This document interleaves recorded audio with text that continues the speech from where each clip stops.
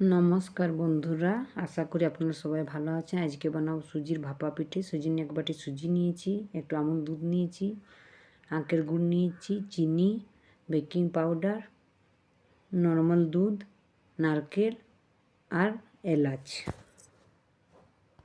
দেখুন একটু মিক্সি জারে আমি সুজিটা ঘুরিয়ে নিয়েছি, একটু পাতলা করে নিয়েছি। তারপর দেখুন সুজিটা একটা বাটিতে দিয়ে দিলাম, তার সাথে আমি আমুল দুধটা দিয়ে দিলাম।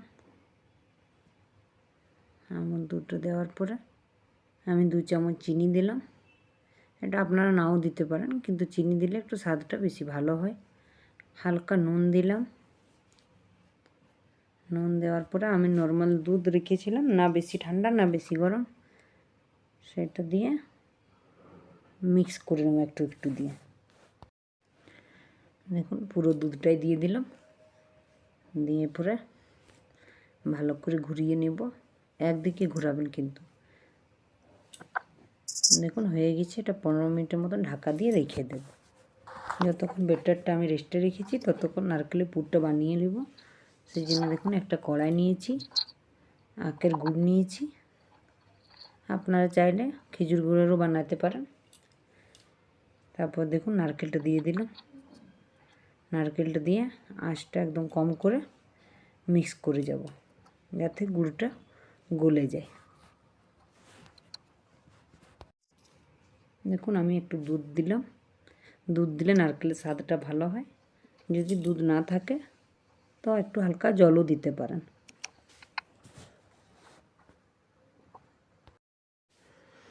দেখুন মোটামুটি নারকেলটা হয়ে গিয়েছে। আর কিছুক্ষণ ধরে এরকম নেড়ে নেব।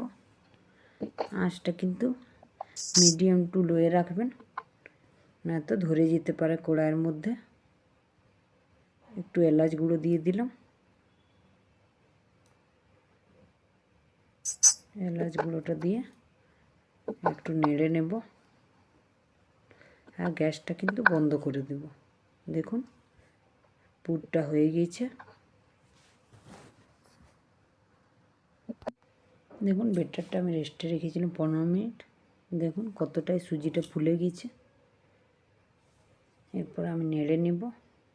নেড়ে নেওয়ার পরে হাফ চামচের মতন বেকিং পাউডার এর মধ্যে দিয়ে দেব। দিয়ে দেওয়ার পরে এর মধ্যে আমি একটুকু জল দেব। তারপরে ঘুরিয়ে নেব। একদিকে কিন্তু ঘোরাবেন। দেখুন বন্ধুরা ব্যাটারটা হয়ে গেছে।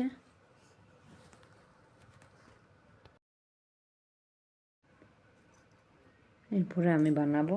আমি আজকে ইডলি যাতে বানাবো। আপনারা চাইলে আপ্পে করে সেটা তো বানাতে পারেন, আবার ছোটো বাটিতেও করে বানাতে পারেন। তো দেখুন তেল ব্রাশ করে নিয়েছি। তেল ব্রাশ করার পরে আমি এর মধ্যে ব্যাটারটা দেব। ব্যাটারটা কিছুটা দেব। দেওয়ার পরে আমি নারকেলের পুরটা এর মধ্যে দিয়ে দেব।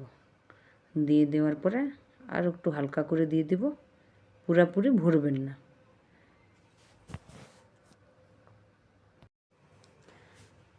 দেখুন প্রতিটাতে ব্যাটার দিয়ে দিয়েছি নারকেলের পুর দিয়ে। এরপরে এটা আমি ভাপে ফুটাবো। আপনারা চাইলে আর একটু নারকেল দিতে পারেন।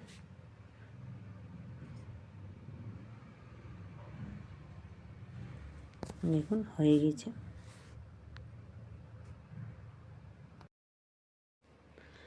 দেখুন আমি আগের থেকে জল বসিয়ে দিয়েছিলাম, জলটা গরম হয়ে গেছে। এরপরে আমি পিঠেগুলো ভাপে ফুটতে দেব। প্রায় 15 মিনিটের মতন ঢাকা দিয়ে ফুটতে দেব। দেখুন 15 মিনিট হয়ে গেছে, ঢাকাটা খুলে দিলাম। দেখুন পিঠেগুলো হয়ে গেছে। এরপরে আমি একটু ঠান্ডা করে তুলে নেব। দেখুন কত সহজে তোলা যাচ্ছে পিঠেগুলা, বা নিচটাতে একটুকু লাগছে না। গরমে কিন্তু তুলবেন না, গরমে তুললে কি একটু চিটে যায় নিচটা। সেই জন্য কিছু 2-4 মিনিট রেখে পরে একটু ঠান্ডা করে তারপরে তুলবেন। দেখুন পিঠেগুলা তুলে নিয়েছি।